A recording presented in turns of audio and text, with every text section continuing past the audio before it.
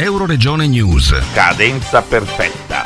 La regione autonoma Friuli Venezia Giulia, la provincia di Udine, il comune di Varmo con la Proloco Roveredo di Varmo, l'associazione fra le Proloco del Friuli Venezia Giulia, il Rotary Club Codroipo Villa Manin e la FAI, Fondo per l'Ambiente Italiano, grazie all'ospitalità della famiglia Squini, hanno presentato uno spettacolo eccezionale con musica di Mozart, Donizetti, Verdi, Puccini e Rossini. La serata è stata presentata da Piero Pittero e ideata artisticamente da Isabella Command, alla quale ho chiesto di raccontarci la chiave dell'opera. Praticamente ho scritto dove il mondo fallisce, quando il mondo fallisce parla la musica.